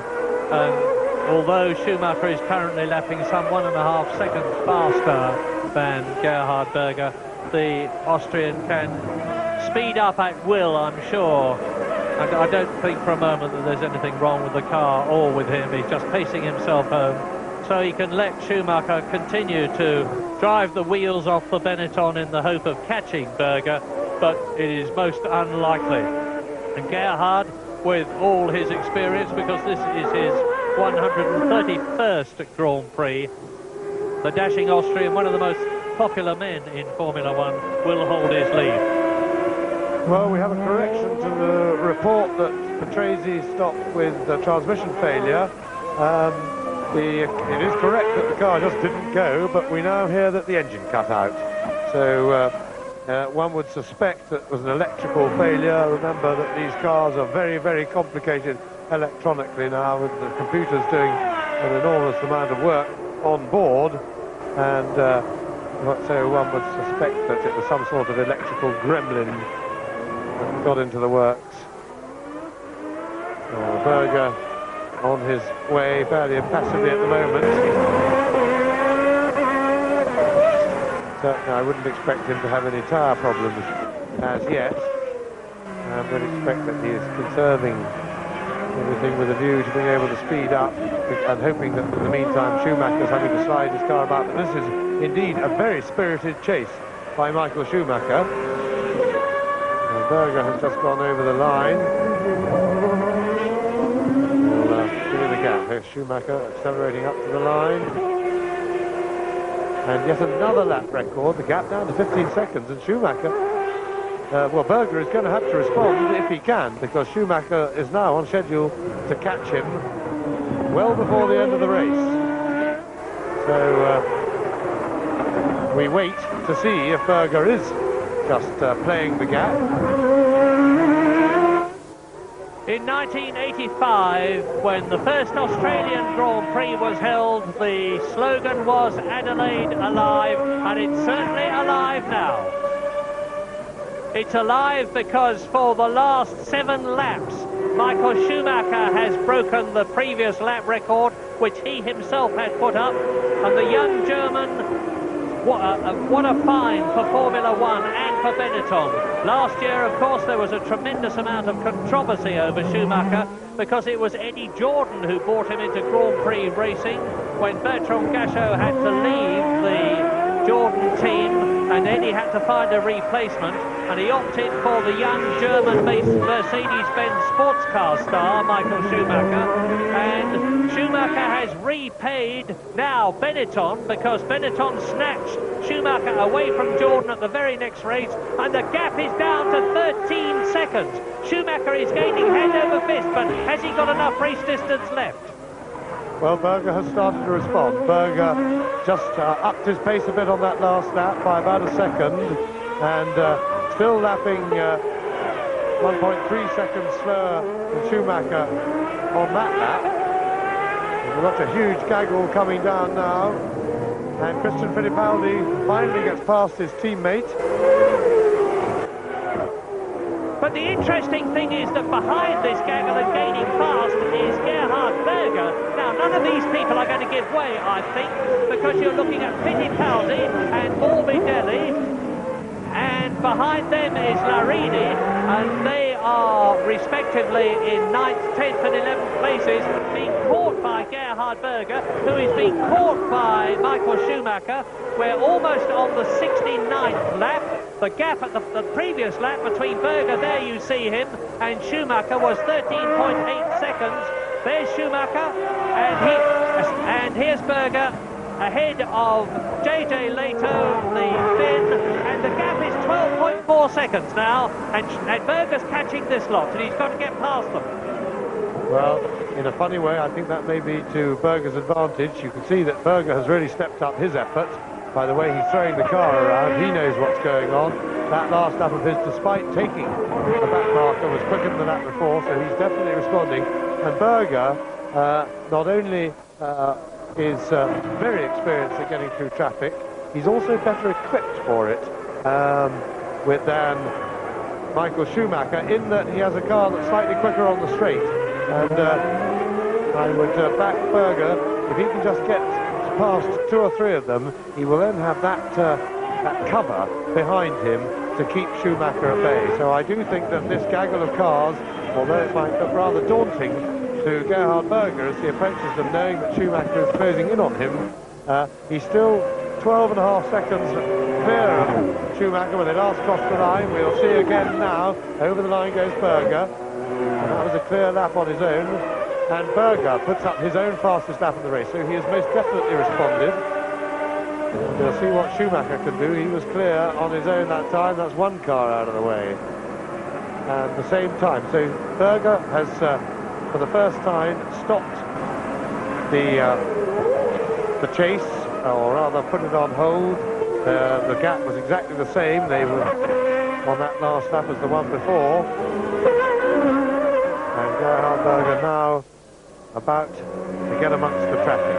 But the Honda engine in the McLaren will be a help to him. I think he's got a bit more straight line speed than Michael Schumacher had. We saw that Schumacher previously had much more difficulty getting past Häkkönen's Lotus, and Berger already going inside the Ferrari, so that's one out of the way. That's Nicola Larini in 11th place that Gerhard Berger has lapped again. So Larini in 11th place is now 2 laps behind. And now Gerhard Berger, as he comes down to Foster's hairpin at the end of the 70th lap, into lap 71 in this 81 lap race, closes on the Lotus. The Lotus of Johnny Herbert, who you see is back in the race after his problem earlier on, and he's in 14th place, 3 laps behind, and lets Gerhard Berger through. So Berger is now catching Gianni Morbidelli, who is in 10th position, and the gap between Berger and Schumacher is down to 11.5 seconds. But Berger now has insurance. He is now very much in control of this race. He forced his way alongside Johnny Herbert, who then had to back off, and that was good aggressive driving. They've now gone to the straight. Berger will take the Minardi. Morbidelli on the straight without a problem, using the power of the Honda engine, and seeing that little cover of 3 cars in his mirrors will make him feel very much more comfortable, because Schumacher will have a lot of work getting past them because his car's not quite as quick on the straight. And between Gerhard Berger, that you're looking at on lap 71, and the second place man Michael Schumacher, there are now 4 cars. Morbidelli that you can see. There's Schumacher dispatching somebody. I didn't see who it was, but Jan Lammers was one of the people he had to get past, and he's done so. That's Lammers in the background, who is 13th. Now the race order very quickly, with 10 to go, 10 laps to go. Berger leading Schumacher by 9.9 seconds, with Schumacher gaining all the time. Brundle is third, some 39 seconds behind Schumacher. Alesi is fourth, Boutsen is fifth, Modena is in 6th position, Häkkinen is 7th, Suzuki is 8th, Christian Fittipaldi is 9th, Morbidelli is 10th, Larini is 11th, and Leto is 12th. And that is Leto ahead of Michael Schumacher now. Yes, and I think this is really as close as Schumacher's reasonably going to get, other than maybe some slowing up towards the end, unless Berger has a problem, because Berger has now got this cushion of traffic between them, and he will, as you see that Schumacher goes past, but Schumacher's got more traffic ahead, and Schumacher has to get busy amongst the traffic. Berger will have a clear track in front of him. 9.9 seconds the gap when they started this lap.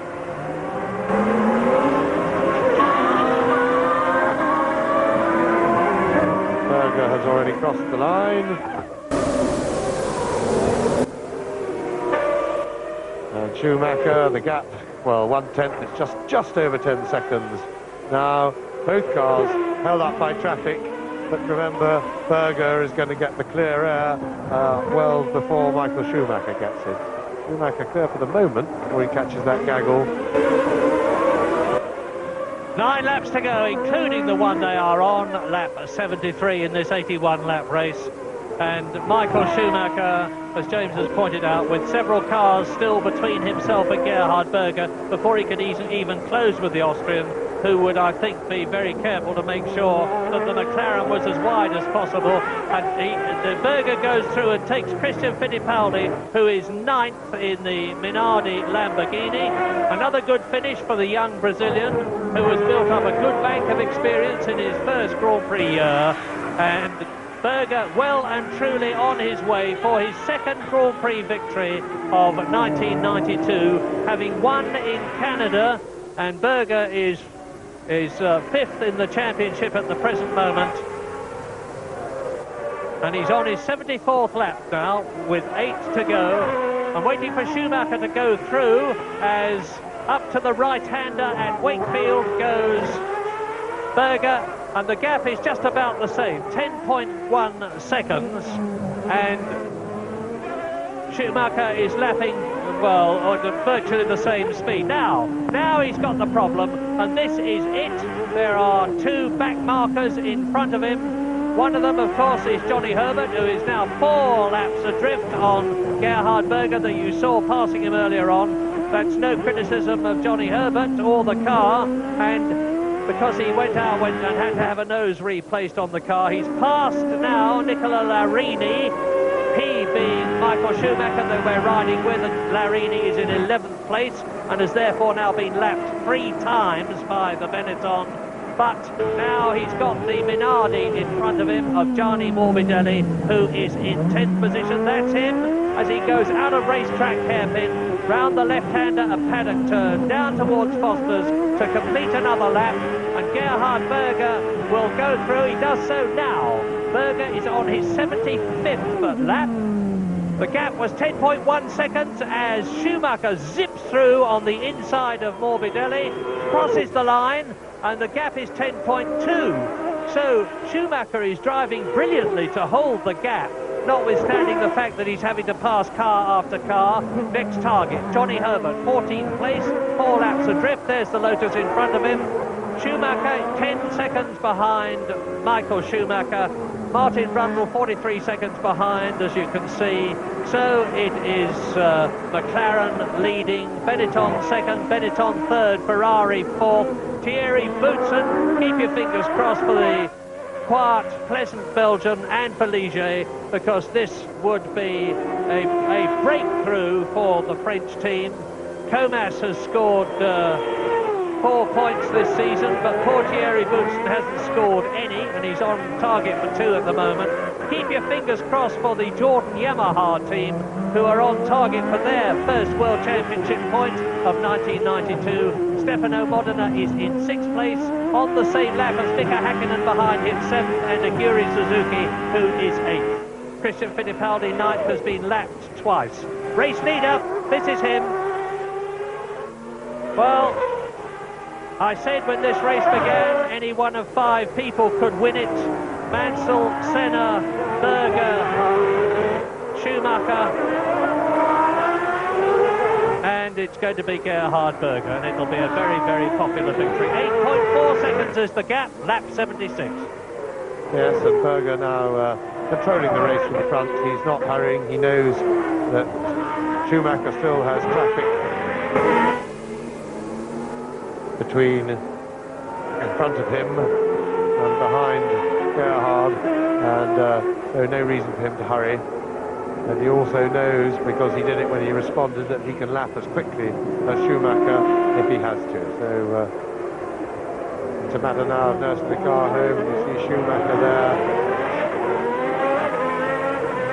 There of Herbert's Lotus, but still 2 cars between him and Berger. And that'll be enough for Gerhard.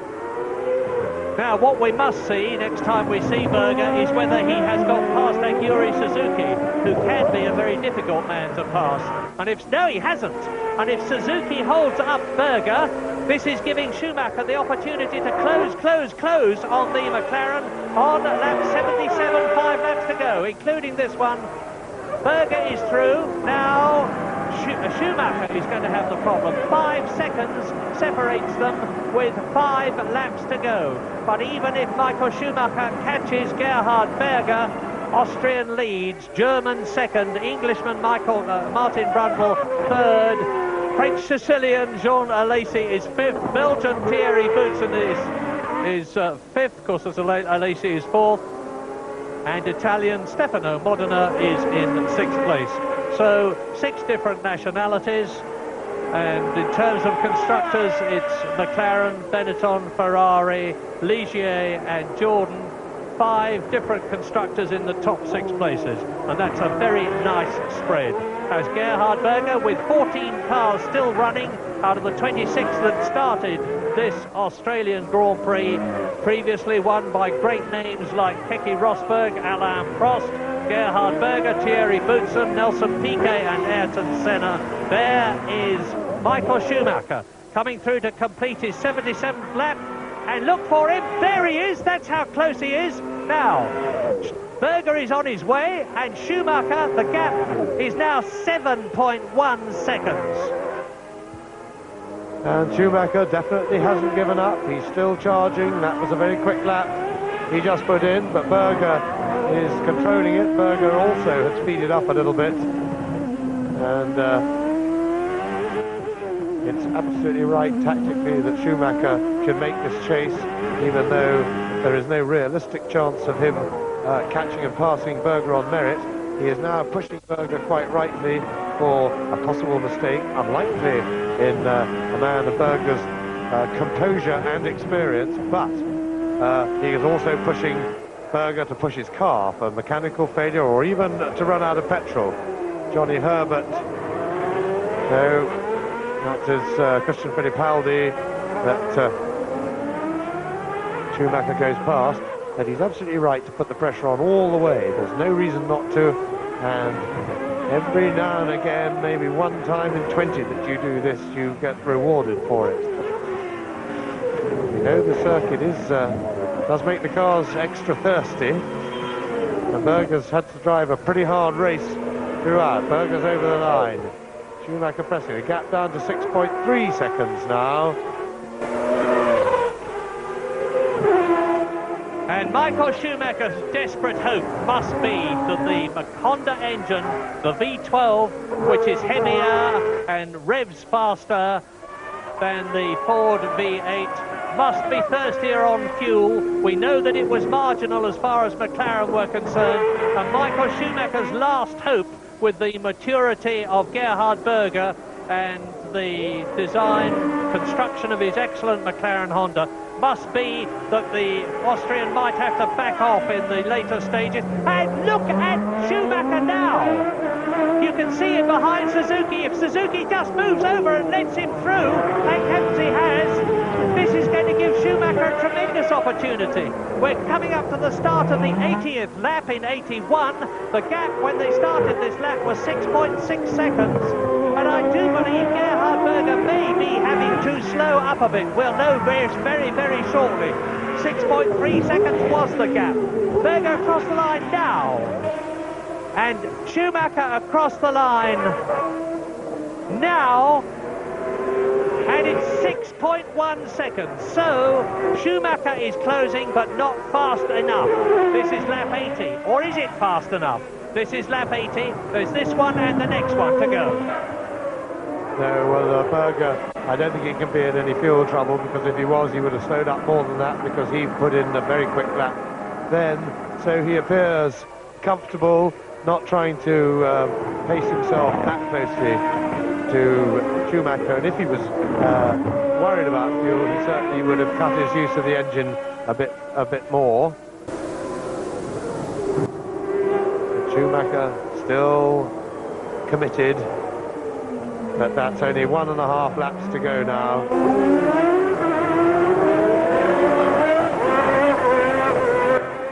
Just knocking that right front brake, right front wheel as he turned in. This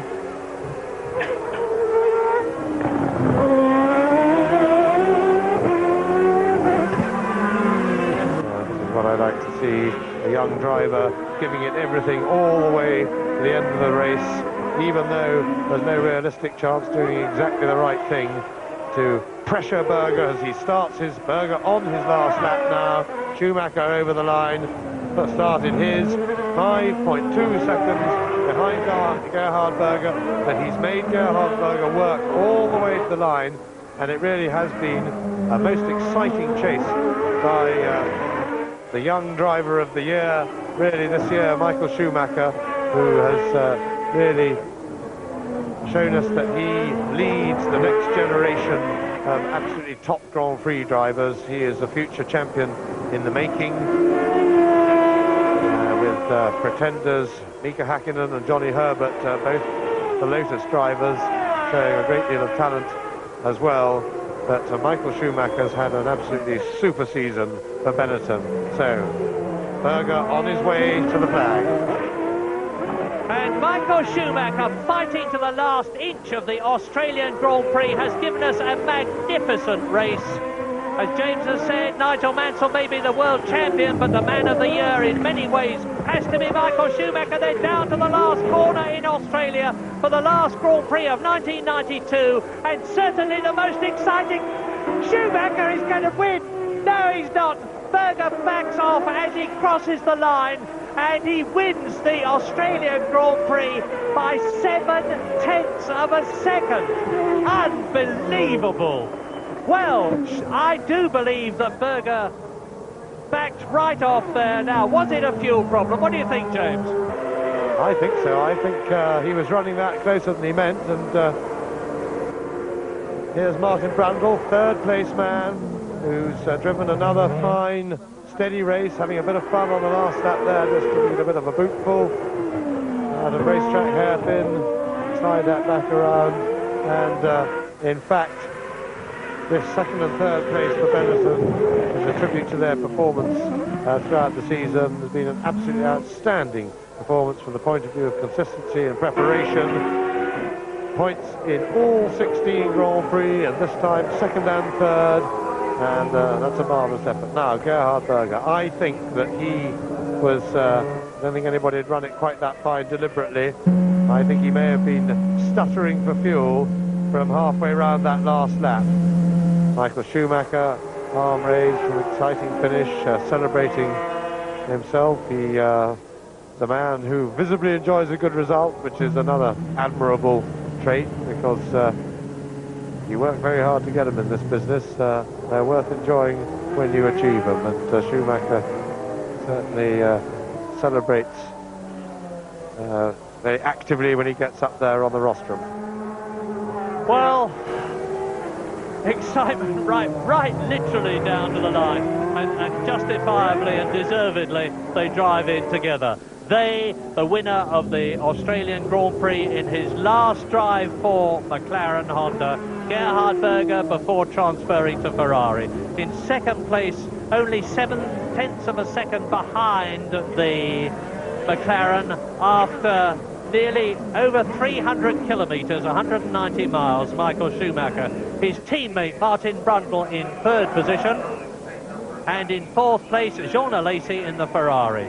Fifth, Thierry Boutsen, his first points of the season for Ligier, and good news, sixth position, Stefano Modena in the Jordan. So Eddie Jordan and his fine team have got some return from 1992 in a situation where they looked as though they weren't going to. Mansell wins the World Championship, of course. Riccardo Patrese finishes second. Schumacher is third in the championship, ahead now of Ayrton Senna, who's dropped back a place to fourth. Gerhard Berger fifth, and Martin Brundle sixth, with his 10 points in 16 races. In the Constructors' Championship, Williams, of course, won it a long time ago. As we look into the Benetton pit, McLaren second, Benetton third, Ferrari fourth, and Lotus in fifth position, as the enthusiastic Australian crowd break ranks, crowd the circuit and the pit wall. Well, what a fabulous Australian Grand Prix we've had today, because we all were a bit disappointed when the original titanic battle for the lead ended in disarray between Mansell and Senna, and clearly Nigel Mansell was an innocent party in that. Ayrton Senna, who was driving a tremendously committed race, really attacking, overcooked it, and inadvertently took Mansell with him as they went off together. and we thought, well, that was pretty sad because we were looking forward to 80 laps of that battle, and then the cudgels were taken up by Gerhard Berger, who closed in on Riccardo Patrese, battled with him, tried every side. That's Terry Boutsen walking down the pit road, looking quite fresh after his race.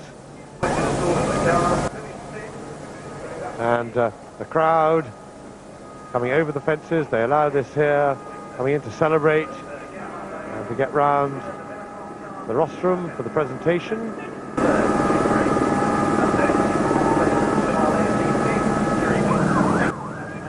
And what a scene. And what a year it's been for Nigel Mansell and the all-conquering Williams team. Disappointment today, but that does not distract in any way at all from the way that Williams have dominated with their car and the way that Nigel Mansell has delivered so effectively, and what a shame it will be not to see him next year.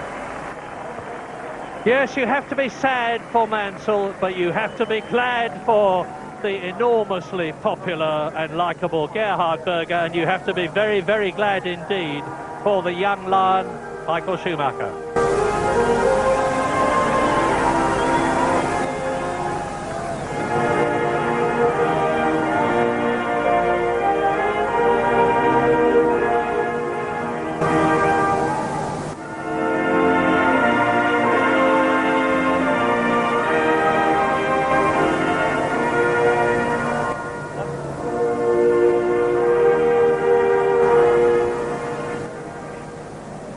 And now for the winning constructor.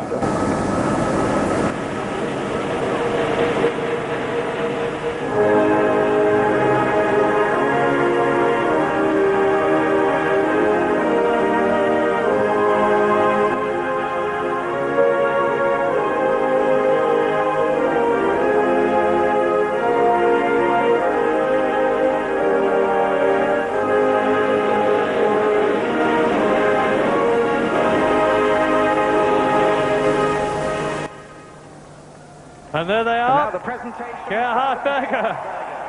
To your left, to his right, Michael Schumacher. To your right, his left, Martin Brundle. Three very, very happy men. Great race and a great season for Benetton. Great race and a great finale for Gerhard Berger, wearing proudly the gold-leafed Goodyear cap, which only the winner gets. You'll notice the Brundle, and that's Ron Dennis. He's had a very, very fraught season. He doesn't know what engine he's going to have next year. He's a very worried man indeed, obviously. Schumacher overjoyed.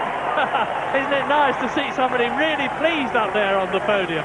And remember, that's the second time that Michael Schumacher, the third time that Michael Schumacher has finished second this year.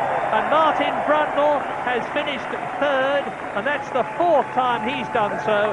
And Martin Brundle has given a pointer and a sign to the teams that could employ him next year. But meantime, his biggest problem is getting rid of his champagne faster than Schumacher and Berger can get rid of theirs, as they make their way into the interview room, and you'll be hearing from them any moment now. And I'm sure they're going to be absolutely delighted, as the crowd is. And there's somebody who's got the prize there, and another one, but Martin's hanging on to his. A person like Ayrton Senna anymore. A couple of factors there. I think he's been overshadowed a bit by Senna, and I think he probably sussed out earlier than most that they were going to lose the Honda engine. So very wisely he's thought, well, hey, hang on a minute, I'm going somewhere else. And he stitched up a deal with Ferrari. I reckon Ferrari initially perhaps may not be, but certainly halfway through and towards the end, will enjoy a resurgence, because they're just forming all the right amount of people around them. They're getting the right combination.